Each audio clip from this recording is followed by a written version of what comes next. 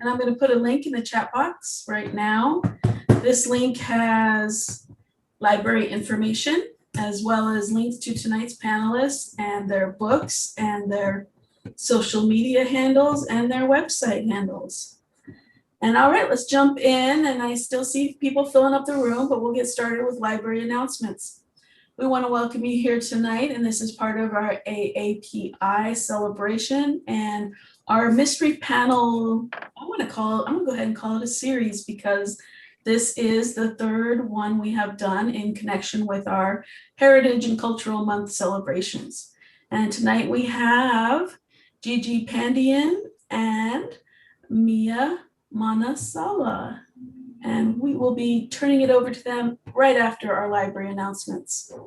And we want to welcome you to the unceded land of the Ohlone tribal people and acknowledge the many Ramaytush Ohlone tribal groups and families as the rightful stewards in the lands in which we work and reside in our Bay Area. The library is always committed to uplifting the names and cultures of the Ohlone and first person culture. We encourage you to learn more about land rights and Indigenous culture and Indigenous politics. And I have a reading list in that document that I shared. There's many reasons I love working at the library, and one of them I'm really proud of is that our library is not a neutral institution, and we work very hard on really standing by the motto of libraries for all. Our racial equity committee has been working extremely hard since we went into shelter in place. We want everyone to know we stand in solidarity with Black Lives Matter, as well as condemn the horrendous violence against Asian and Asian Americans in our community, our state, and nationwide. Both the invisible crimes that have, those reported and the invisible crimes that have occurred. Anti-Black and anti-Asian racism both uphold white supremacy, and we are all harmed by these racial structures. The library believes everyone has a stake in dismantling white supremacy in favor of a true multiracial democracy. And this quote I love by Grace Lee Boggs, love it.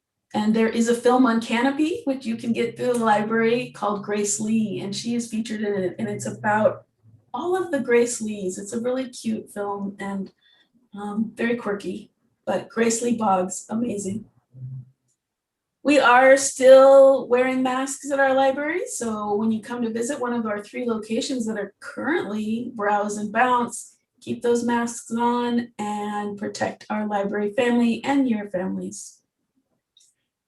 Our May on the Same Page is author Vanessa Hua, and she will be in conversation with Yalitza Ferraris on May 24th. On the Same Page is a bi-monthly read where we encourage all of San Francisco to read the same book. So May and June, we are celebrating A River of Stars, very San Francisco. So check that book out now. It's also available in e-audio.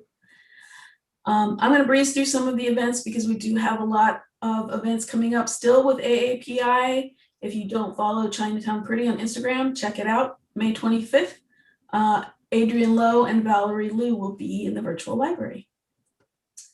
On May 19th, we have author Lewis Gordon discussing his book, Freedom, Justice, and Decolonization.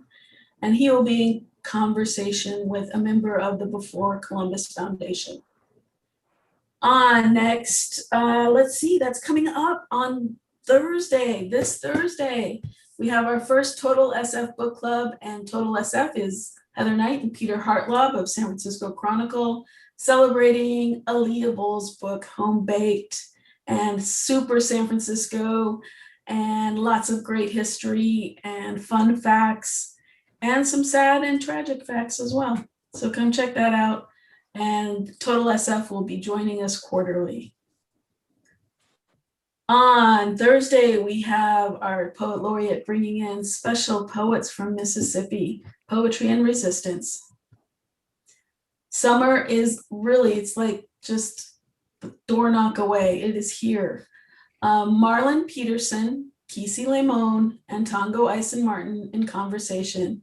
I encourage you all to attend this one. It is going to be amazing. and they're celebrating Marlon Peterson's book, Bird Uncaged, an abolitionist freedom song. Really powerful book. All right, now on with tonight's show. We have author Mia Manansala and Gigi Pandian. Mia is a writer and certified book coach from Chicago who loves books, baking, and badass women. She uses humor and murder to explore aspects of the Filipino diaspora, queerness, and her millennial love for pop culture. Her debut novel, Arsenic and Adobo, came out on May 4th. And you can put a hold on that at the library. It's currently all checked out, which we love to see that. Or shop from your local, our favorite local bookstore. And I'll put some links into the chat of Mia's favorite bookstores you can purchase from there. Gigi is the co-founder of Crime Writers of Color, is a child of cultural anthropologists from New Mexico and the southern tip of India. She spent her childhood being dragged around the world on their research trips and now lives outside San Francisco with her husband and a gargoyle who watches over the garden. Pandian writes the Jaya Jones Treasure Hunt Mystery, the Accidental Alchemist Mystery, and Locked Room Mystery short stories. The Alchemist Illusion, her latest book, was recently awarded the Anthony Award and was shortlisted for the G.P. Putnam Sun Tzu Grafton Memorial Award given out at the Edgars. And I know you all know what I'm talking about because these are mystery awards, and I assume you are all here for mystery writers. There will be time for Q&A afterwards, towards the end, and I'm going to go ahead and stop sharing, and I am turning it over to Mia and Gigi.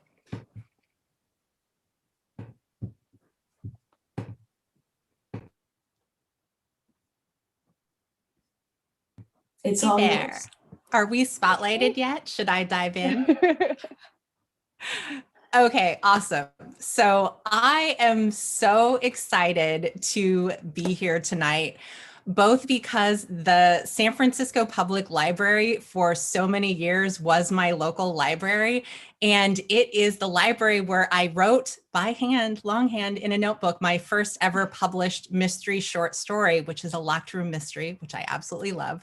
So I love this connection being here tonight, but mainly I'm so excited that I get to be here talking with Mia to celebrate her debut book launch of Arsenic and Adobo, which came out earlier this month. And Mia and I have actually, even though this is the month of her debut book launch, she and I have known each other for a few years now because we had a kind of similar path to publication in that we both write cozy traditional mysteries. So mysteries that are all about having an amazing, fun plot, but not a lot of gratuitous violence or anything like that, but are all about amazing mysteries and characters. So we both won the Malice Domestic Grant for our unpublished works in progress. And so that was really the start of our careers. And that was how I met Mia, because part of the grant pays for the recipient to attend the Malice Domestic Conference that year. And so I had already previously won and had fallen in love with the mystery writing community and been going to that convention ever since. And so when Mia won the grant, I met her there, and I knew right from the start that she and her writing were incredibly special. But I just didn't know how much so until I was so lucky that I got an advanced reader copy of Arsenic and Adobo that I got to write an endorsement for.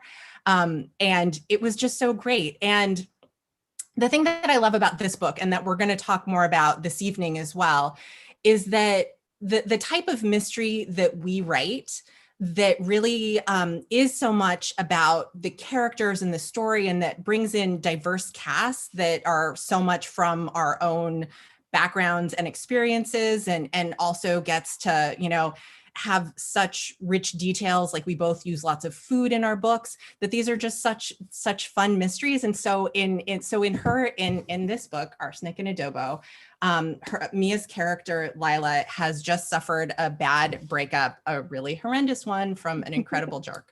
And she moves home, and her ex, so she moves home to help her family's restaurant, and her ex actually drops dead there. And so she and her family are implicated. And so of course she has to set out to solve the crime. So I would just like to know, Mia, how did you come to write Lila's story? Like what's the story behind the story? Yeah. I mean, first of all, thank you so much for all those kind words.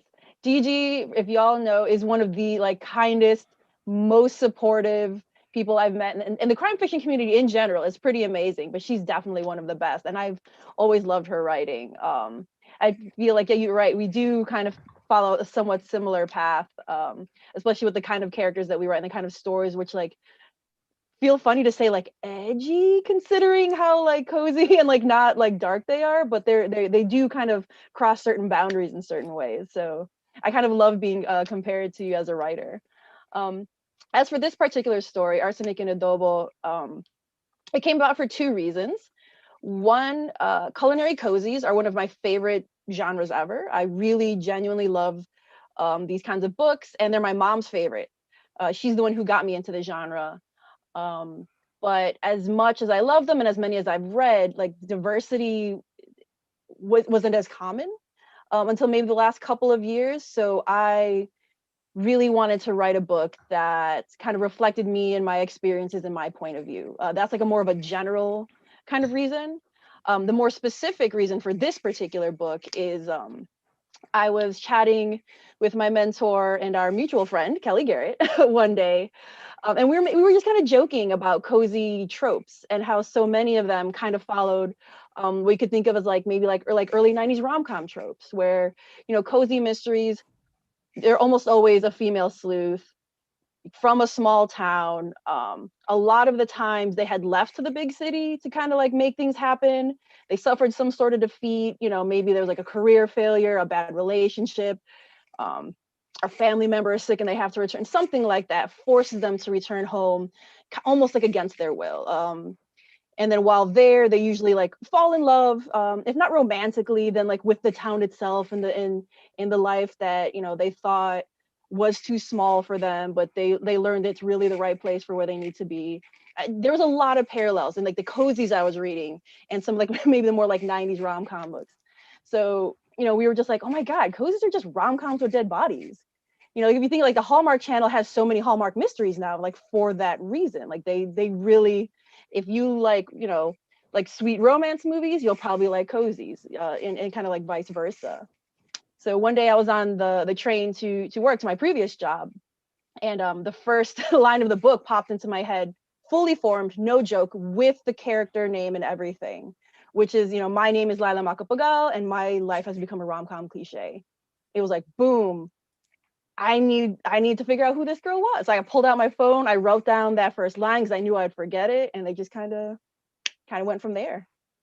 So how similar are you two? A lot of people ask that, and it sounds kind of weird that I say like I created her character almost as like a thought exercise. So so you mentioned that I'd won the Malice Domestic Award for it. So for people who don't know, like the book that I wrote that won that award is not this book. It was my first book, which gave a lot of praise. It got me my first agent, but unfortunately never got published. So with my first book, that one, that character was a version of me if I had never left the neighborhood I grew up in. So I grew up in a working class, majority Latinx neighborhood of Chicago. You know, very industrial. I literally grew up across the street from a ball bearings factory, like next to train tracks. Like it was, at the time I was growing up there, it was considered a big deal if you graduated high school and you weren't pregnant. You know, there were not a ton of opportunities in there. So like I wanted to create a character where what if because of certain family responsibilities, she never got out. She didn't get to finish her college education and she had certain things that were kind of holding her back. Who would that person be? And that was that character. The character of Lila started in, again, like of course I obviously start with myself, and because I am super vain in that way, and I just, but I make sure to veer in different ways. So Lila was the opposite. Lila was so my family friends, my parents' friends that were all Filipino were usually a little bit more middle class than us. And rather than being like in the more inner city where we were, they were usually in majority white suburbs of Chicago. And to my young mind at least, where like a refrigerator that had an ice maker was like so much luxury, going to their houses that were, bigger because it's in the burbs, there was more space. I was like, and they had a sense of community that I didn't have, because for me, my exposure to Filipinos were just my family. That's all I had. I grew up in a multi-generational household with my grandparents, my parents, my brothers, my cousins, but there was my only real experience to the Filipino community, other than the occasional parties with my parents' family friends. But when we would go there, I saw how they had this huge, sprawling, like family connection that I didn't have, and I always wondered what that'd be like. I was like, I like that nature versus nurture thing. Like, who would I be if I was raised just like half an hour away in this majority white area, but that still has a really vibrant, tight-knit Filipino and South Asian community that I didn't have? Who would I be? What would my opportunities look like? How would I change my point of view? So like that was my base for her. And then she kind of just like became her own character. But like at the heart, I think the one thing that kind of connected me with her is that feeling of being like a big fish in a small pond. Yeah, no, and that's so interesting because I had a similar experience growing up. So I grew up in Southern California, and when I was young, it was an incredibly diverse neighborhood, but not in the same way that my family was. And so it was just like all sorts of folks. And so all of my friends had, parents who were immigrants from all sorts of different countries. But since my dad came to the US from South India as an adult, and my mom is American, we were never involved with the Indian American community, especially. But so I had all sorts of friends, but I didn't have that community in that same way. And so so again, it was just like my family experience, and we would go do certain things, but it wasn't, that whole thing. And so when I created my first character, Jaya, as well, I wanted to explore more of those ideas too. So I based her somewhat on myself and my own experience, making her mixed, but I gave her a brother, and I'm 6 feet tall in heels. So she's 5 feet tall, because I don't want to make sure, all the little things we do to make sure that we don't get, because we are not our characters. So the little things that we do, to make sure. I did the same thing. I'm like, okay, Lila, like I'm 5'8", which like for a Filipino is pretty tall. And I'm just like, okay, she's short. She's like 5'2", my hair is like naturally wavy. So I'm like, her hair is straight, question, but like little things. So like, it doesn't seem so much like a self-insert, but obviously there are certain aspects of ourselves that do get kind of woven into the character. Yeah. That's so funny. I hadn't even realized that. Like, I didn't put that together with your description of her in the book, but like, I'm curly girl, obviously, but actually here's one rendition. One of my artist friends made this comic of Jaya. So you could, she has her straight bob, which is, so very different than me, but still, all the black hair and stuff. But it's just so fun to be able to play with creating characters like that. So I would actually love to know about some of your literary influences. So maybe some of your favorites from when you were a kid and right now.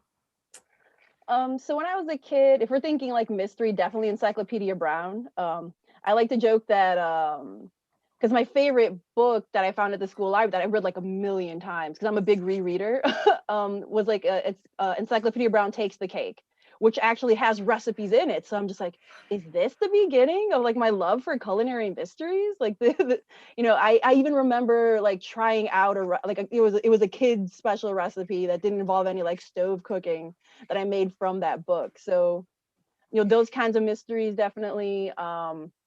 I mean, like just literature in general and thinking about like reference. So it's hard to imagine someone like a girl not of my generation who wasn't into the Babysitters Club.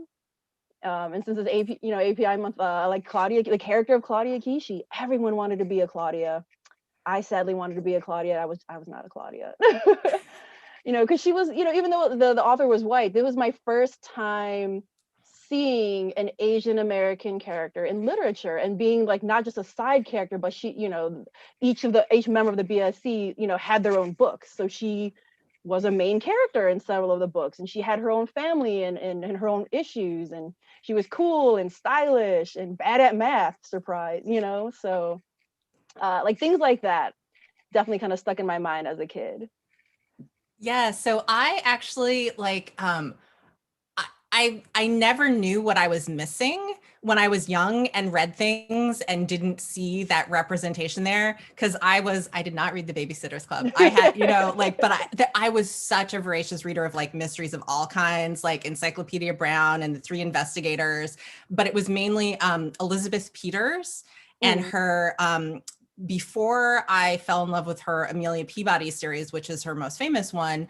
When I was a young teenager, absolutely fell in love with her Vicky Bliss mysteries. I don't know if you've read those ones, but she was this like globe-trotting historian who got to have, like, my parents are both academics and went on all these research trips, but Vicky got to do like much more romantic and adventurous and amazing things than the real life version of it.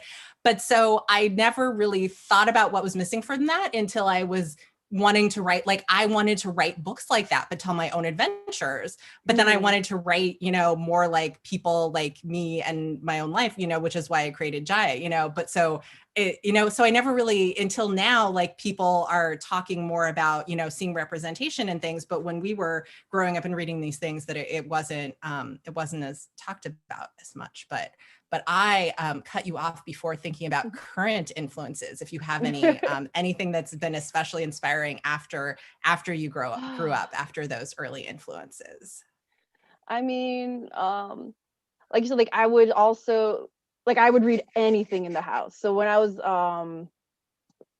like in middle school, maybe like middle school age-ish, like my mom worked at Walden Books, which means that she got to get like all the ARCs and Oh, nice. and I don't know if like it was a general store policy or that particular one, but she also got to like borrow books from the store as if it was a library. And so I would just read anything she brought home. And you know, at one point she was just really, really into Mary Higgins Clark. And so, you know, I was probably the only like 10-year-old for miles around reading Mary Higgins Clark with my mom, because you know, she's like, oh, I think you would like this, and she'd hand it to me, and I got really into it. And so I think maybe that's kind of started also my idea of like, it's like, you know, it's an adult mystery, but it's not graphic or too dark, you know. Like I'm sure like my mom, if you know, there are certain ones, like if it was like really dark serial killer graphic, she wouldn't be handing me that. But the Mary Higgins Clark one, she felt comfortable doing that. So that those books probably kind of helped shape me a little bit. Lately, I guess, like, you know, I did complain about the lack of inclusivity, but within the last few years, it's been getting better. So like when Vivian Chan's like Noodle Shop Mysteries came out, I was like, oh my God, Yeah. a cozy mystery that centers around an Asian restaurant, you know? And just a lot of what's coming, you know, like a lot of our Crime of Color members, like VM Burns and her Mystery Bookshop series. I really love those. If we're thinking of the Asian American like mystery writers that really, you know, like Naomi Hirahara, Sujata Masi, you know, the ones who came before and kind of like really laid the way, they definitely helped out a lot. Yeah. So we talked about food in mysteries a little bit, but did you, I don't know. So I haven't read an early copy of your unpublished book that that won the Malice Grant. So I'm not sure if food is in that one as well, but you do food so well. And I was so hungry reading this book. So I'm glad it has recipes in it too. I love that. But so did you always know you were going to include food so centrally, or where did that come from?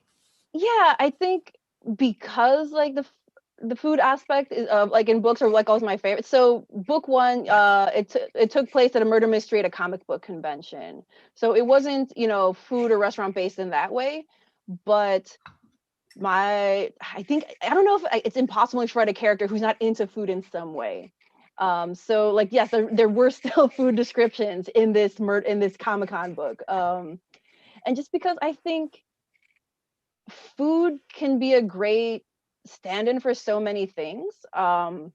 You know, for like diaspora kids, like I like to say, you know, it's that immediate connection to your culture. Like I was born and raised in Chicago. I can't speak Tagalog. I can only understand it. You know, I've been to the Philippines a handful of times.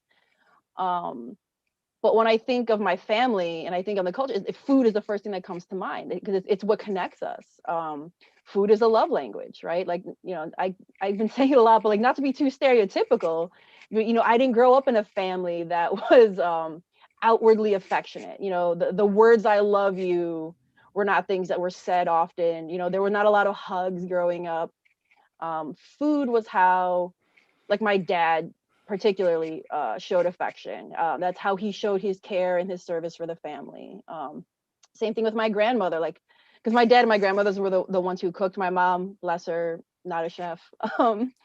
But and even though my grandmother wasn't the cook that my dad was, and she was a little bit more like the Lola Flor character, like kind of like based around my maternal grandmother I grew up with, she still showed she cared in the way that she would like prepare our after school snacks, or how she noted that like there's this particular like Filipino omelet called a torta, and it usually comes with meat. And like when I was growing up, for some reason the meat version didn't really appeal to me, so she always made a special one just for me that the boys weren't allowed to eat because I was the only girl in the family.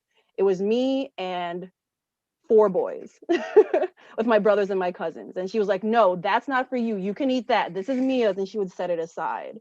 So you like little things like that that don't seem important, but are just these gestures that show that there's care being taken.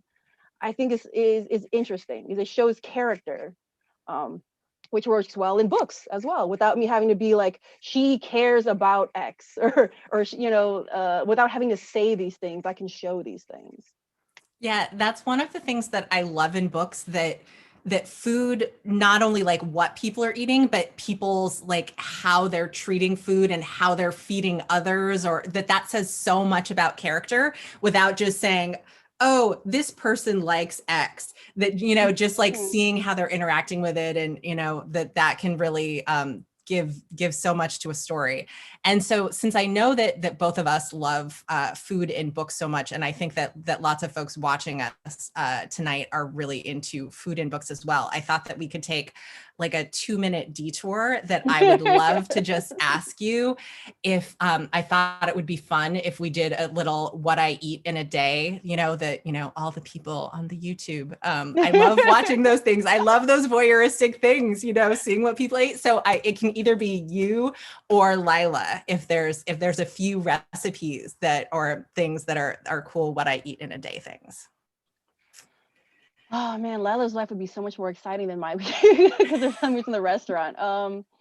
So for me, I mean, I guess starting today, I guess I can go with myself because usually I eat like my day-to-day meals are really boring, in all honesty, because again, the reason I center around food is because I am also a person who shows love and care through food and service. So I hate the day-to-day cooking. Like cooking for sustenance is very boring to me, even though it's, you know, just even though I'm cooking for my husband as well, he's much pickier than I am.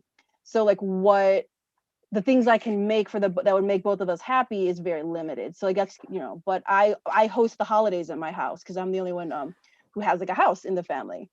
So cooking meals for 10, 12, you know, more people, that excites me. That's what I like to do. But my day to day is very simple. But today my meal was very Filipino in that I made sardines and garlic fried rice, which sounds like, what?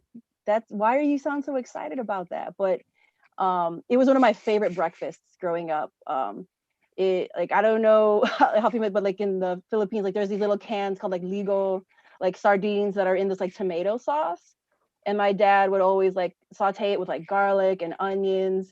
And then we'd have like a garlic fried rice and like a lot of frying in the Filipino food I had growing up. So it's not all unhealthy like that. It's just that my mom is a very picky eater. She doesn't like vegetables or fruit. So my dad, again, showing he cares, he was trying to cater to her taste. So a lot of that, like, you know, meat and fried stuff. But when I eat that, it makes me think of like my childhood. So today I just happened to have a craving for it. So that's what I had for breakfast and lunch, because I made a double batch just to make it easier. And then it was a really, really gloomy day today in Chicago, just like ugly and rainy. And for some reason, that weather makes me crave Chinese food. I think it's like a comfort thing for me. And there's like a great like Chinese Thai place by me. So I had like a combination pad see ew and like hot and sour soup for dinner. So like that was my day. Oh, and I also recently tested a recipe that I'm thinking of putting in book 2, which is it's my spin on a healthier lemon poppy seed loaf, but I used calamansi, which is like a citrus fruit that's really common in the Philippines, and chia seeds instead of poppy seeds. So it's not quite right, but it was pretty tasty. I'm very happy with it.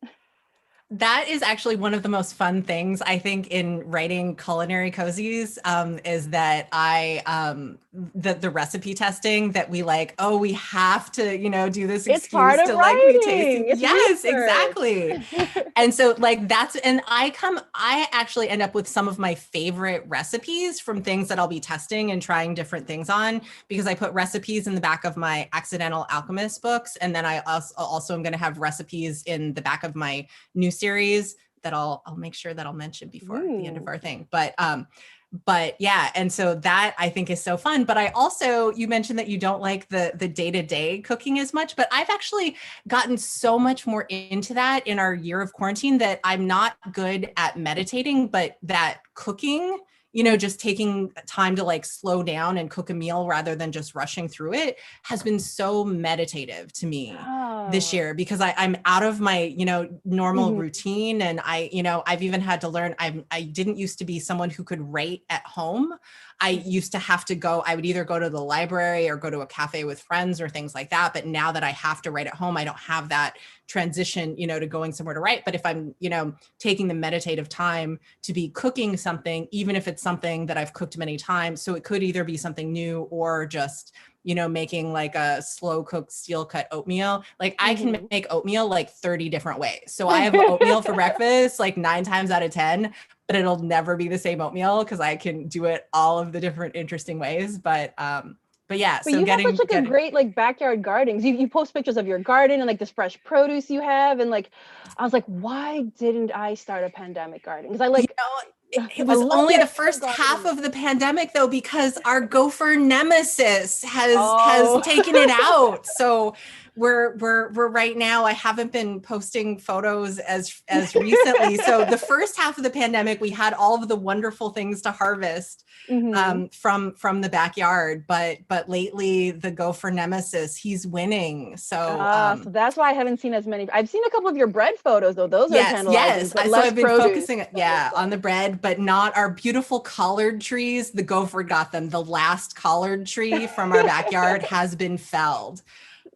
So that is that is a bummer. That's unfortunate. Yeah. Oh, I do want to shout out though, because you've mentioned your recipes. I love I think they're like the vegan brownie bites or something like that. Yeah. Yeah, like I tried making them, I'm not vegan, but I'm like, this sounds really good. I love dates and they are amazing. I brought them once to it's like my previous workplace, because I used to like share like my bakes and things like that with them. And I was like, and nobody could tell that they were vegan. They generally thought they were brownies until like I said anything. And they're like, these are so good and they're so easy to make. Yeah, I love them. I'm so glad that you enjoyed them. I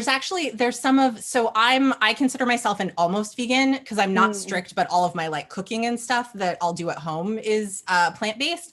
But so there are some recipes that if you don't tell people what's in them, they will like them. But if you tell them, the ingredients that are in a thing, they'll be skeptical, because I can make a really killer avocado chocolate mousse.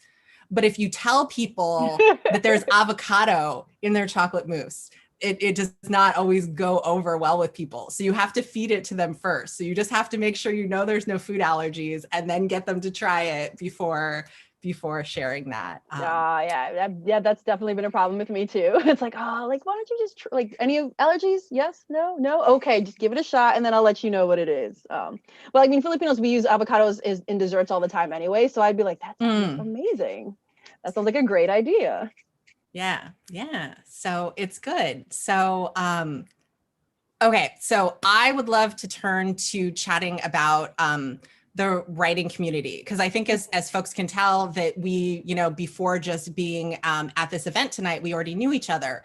So just the importance of writing is such a solitary profession, but mystery writers, we're so lucky that we are in this genre, that I feel like there is such a wonderful community of writers.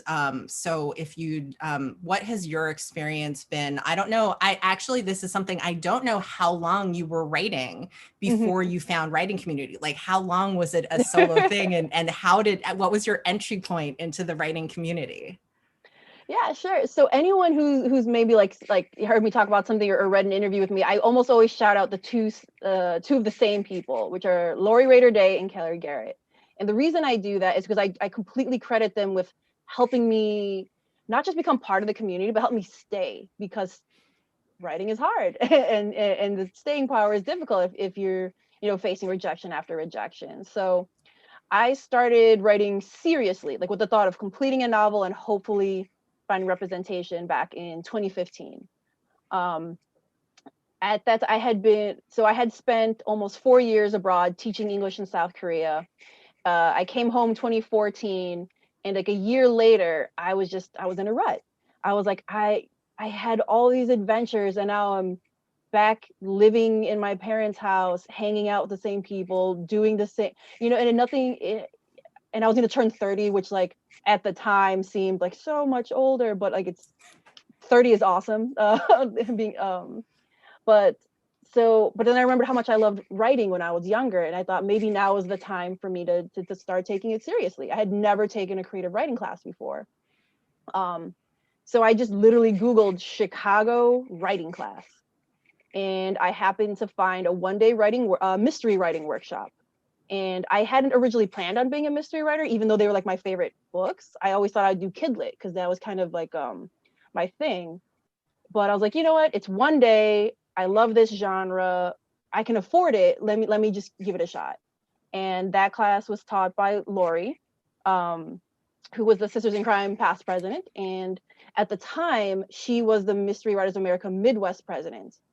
And I came up with the idea for my Comic-Con book, the one that won the Malice Grant, in her class. And wow. She read like the early concept, and she was like, have you done this before? I was like, no, this is my very first class. And she's like, I think you're a mystery writer.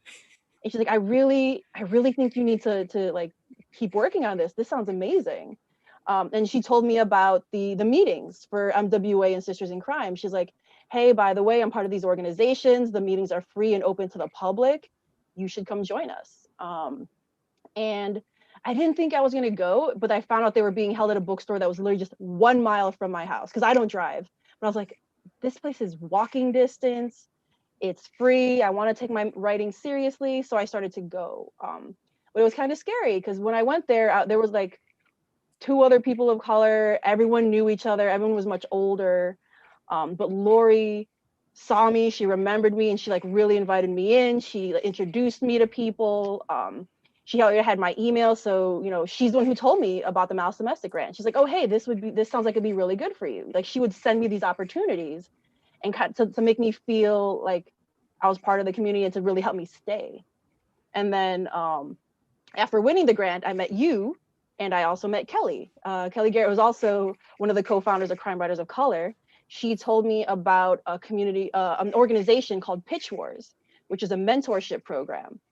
And she was like, hey, I know your manuscript's not finished, but if you finish it by X date, you should apply, because I think this would be a really good opportunity for you.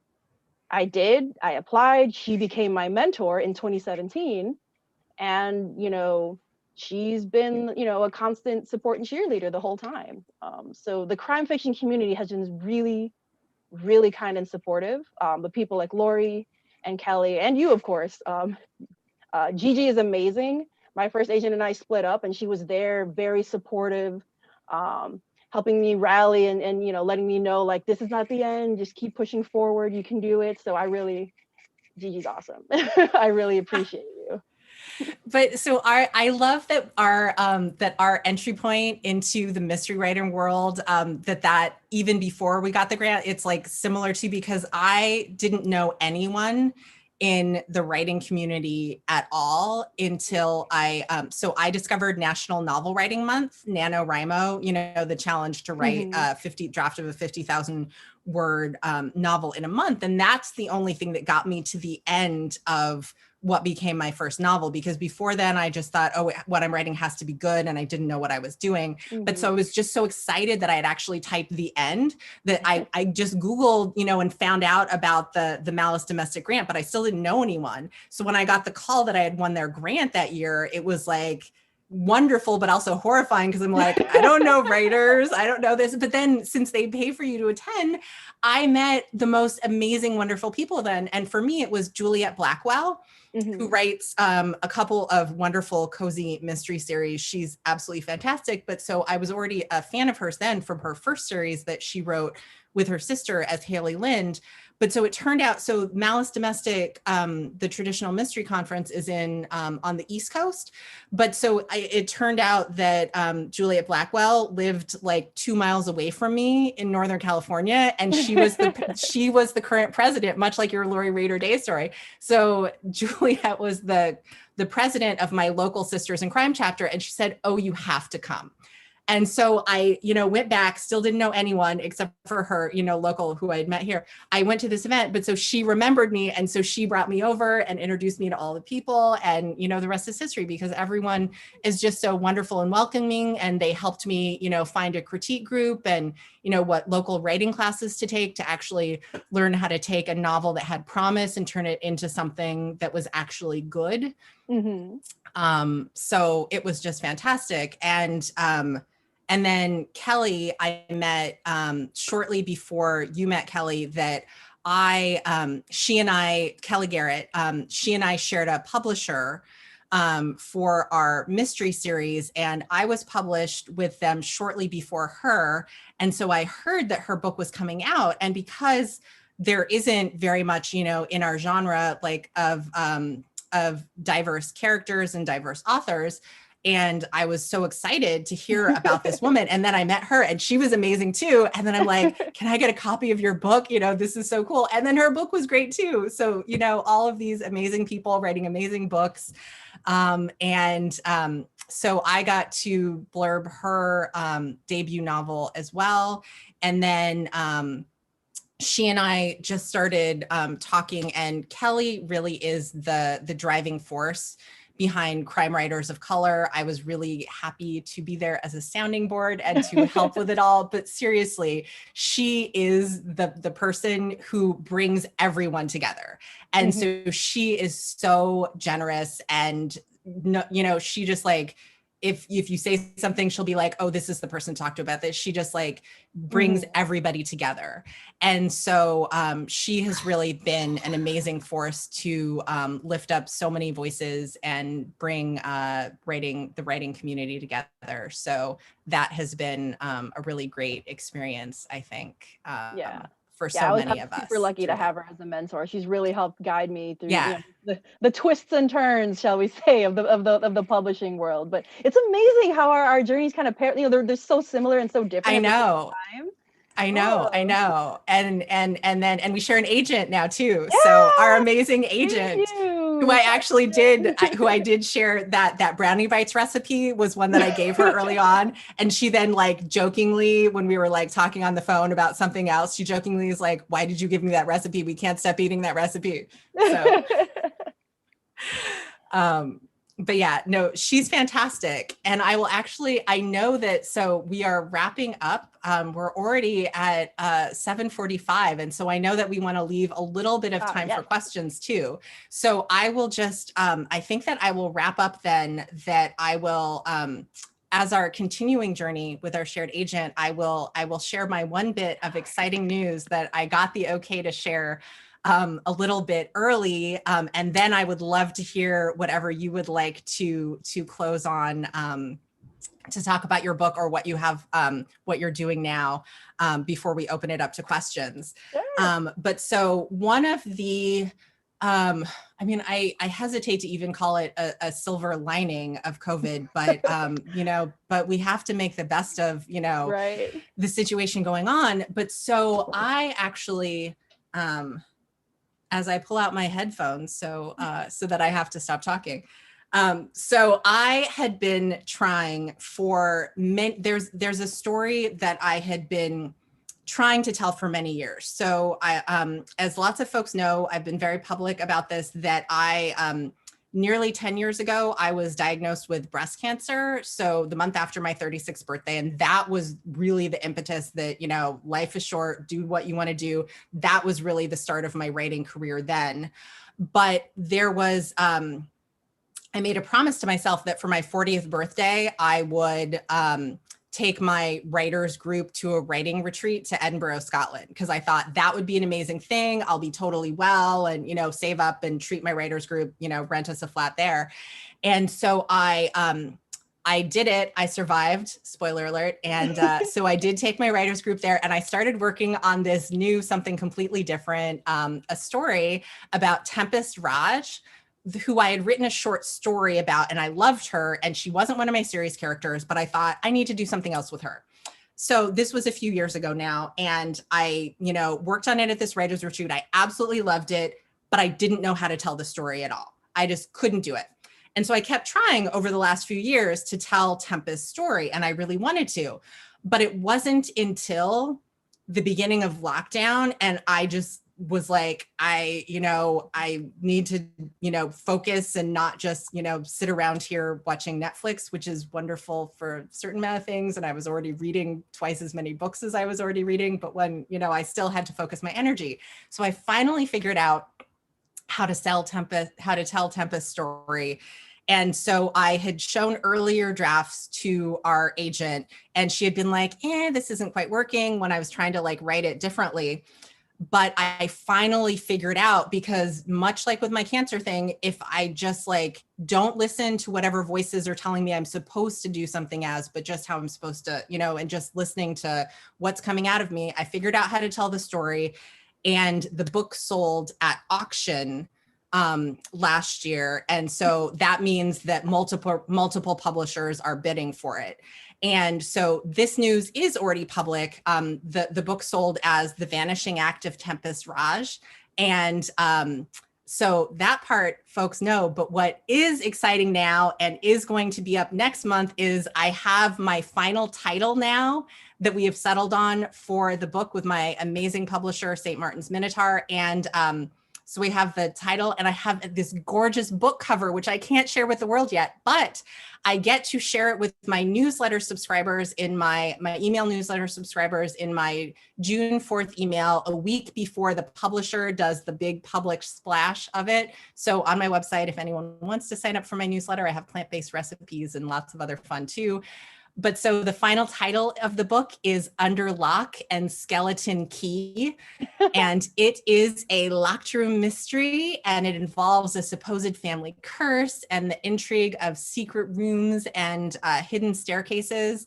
And so Tempest is a stage magician, and much like the cozy mystery tropes, but that are also resonate with us so much. So she, after a disastrous stage accident, she moves back home to help her family with the family business, but it's not so bad because the family business is secret staircase construction. So they build magic into people's homes by building things, you know, like sliding bookshelves and secret staircases, because her dad is a carpenter and her mom was a magician. So it's, you know, the perfect family business. So Cool. you know, so it seems like, you know, she'll be able to make things work out okay until her stage double is found dead at the first job she works on, hidden inside a wall that hasn't been opened in more than a century.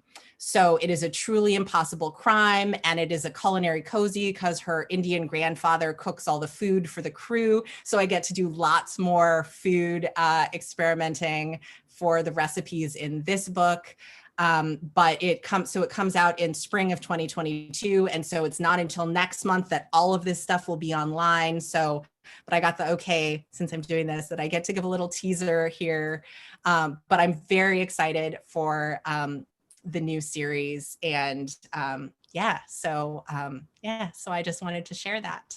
Yay, congratulations. Like I was already excited because I knew like the general gist of it when I saw like the announcement, but like hearing, you know, like the background and like the family business and the food, I'm like, oh, this is like, I need it. Why isn't it spring 22 yet? Oh. And so these things like, but the years, everything goes so quickly, but so on one hand, it feels like it's so far off. But so you also like, have you already finished the second book in the series, or so how are you feeling? Okay.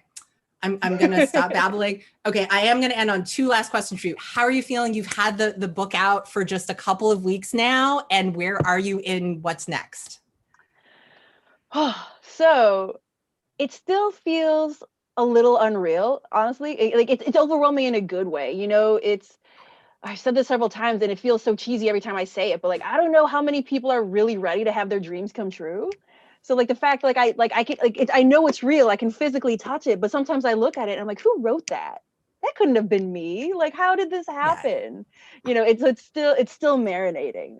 It's still something that I'm obviously very happy about, very proud of, but it's going to take a while before I'm just like, I'm an author, you know, kind of a thing. As for book 2, I literally got the edit letter because I turned in a finished version to my editors a couple months ago. On Friday, they sent me the edit letter, so I just started revisions on book 2. But we have a title and a cover. Book 2 is called Homicide and Halo Halo, and it comes out February 2022. If you're a newsletter subscriber, you got to see the cover and the blurb already.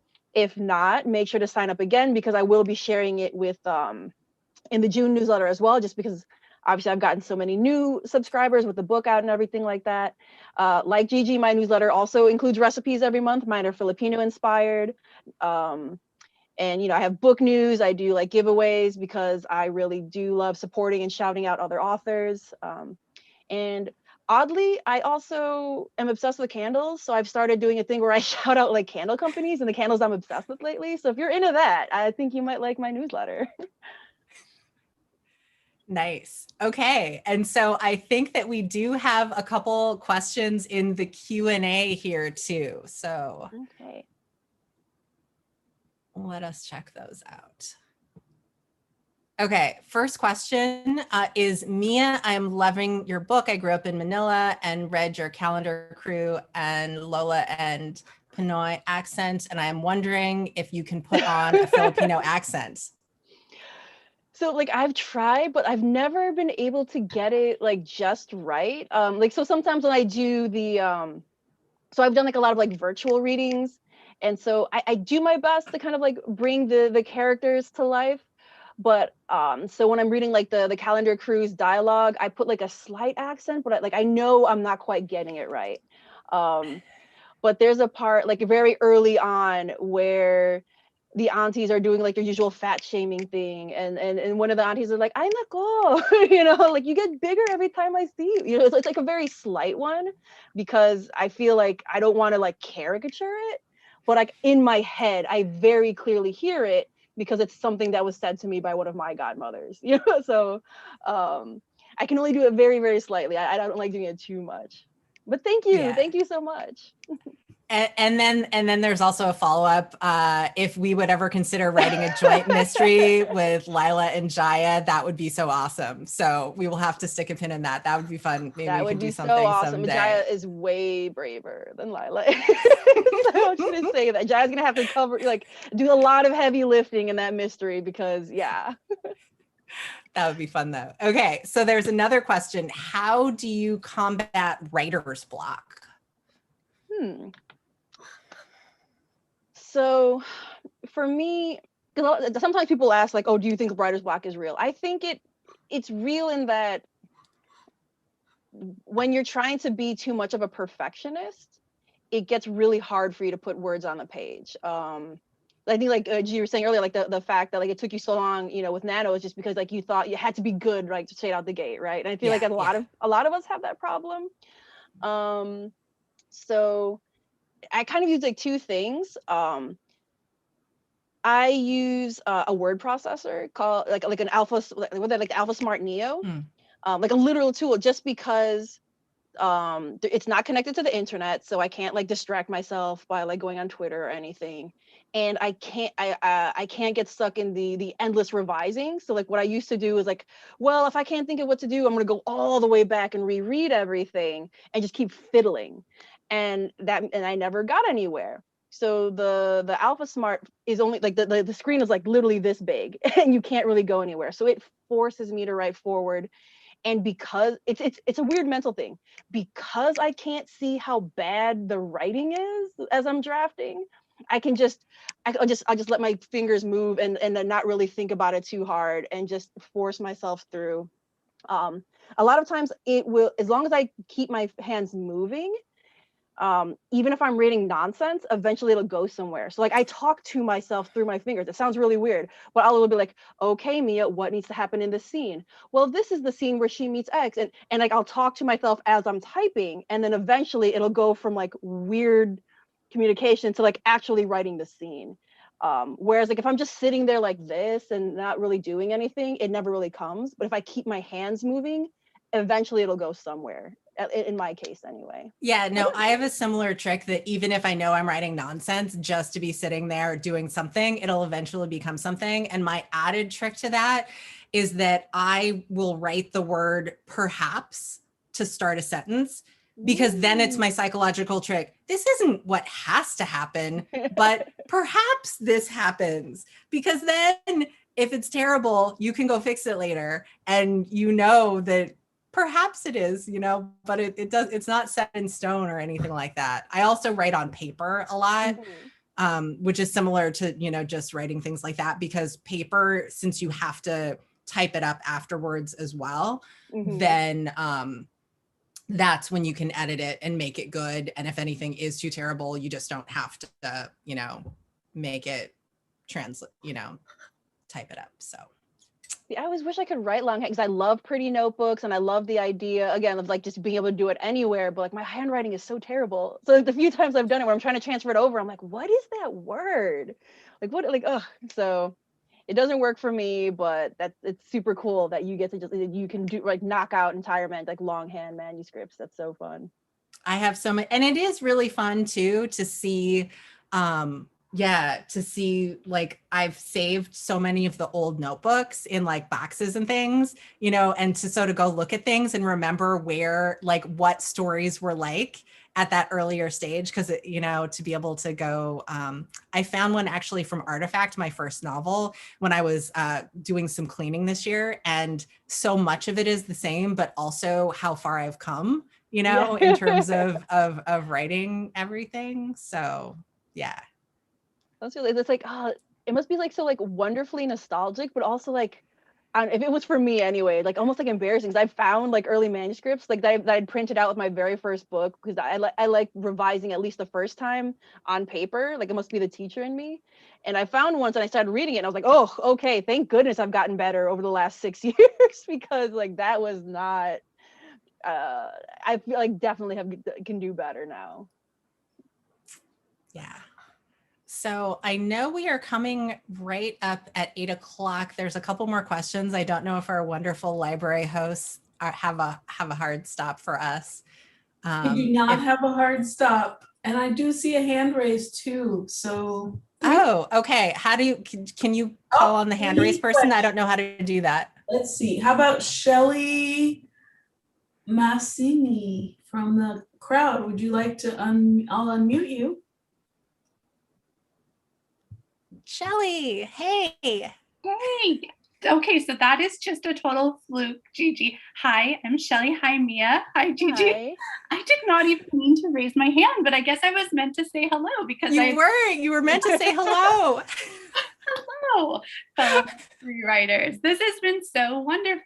Oh my gosh, I cannot wait to read Arsenic and ADOBO. When I first saw it announced, I even messaged Gigi and I was like, this looks like an amazing book. So I'm just finishing up The Woman in Cabin 10. I don't know if you guys have read that, but I'm finishing that up and then I cannot wait. Yeah, but I've loved hearing about your journeys as writers and especially what gets you through the the blocks, hearing the perhaps and hearing about your fingers keep moving until you get to a part where it actually is something like, that you're now writing this story, that really resonated. So I appreciated that.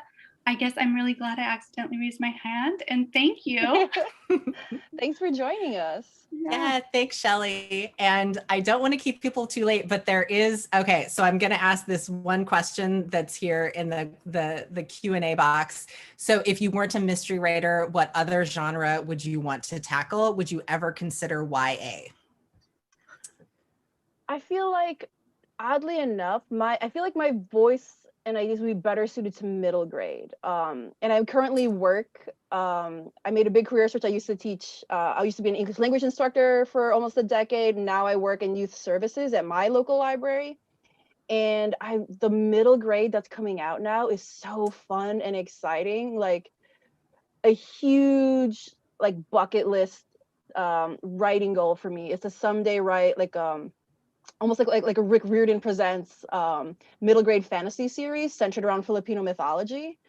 But I'm not there yet. I still feel like I need to read a little bit more deeply to get that voice right, do more research on the different myths. But that's something I really, really like. And also maybe an adult romance. I'm not a super romantic person, but oddly enough, starting last year, I got really into diverse romance. I'm not joking. I say diverse romance. Alyssa Cole is what got me into it. Saved my mental health.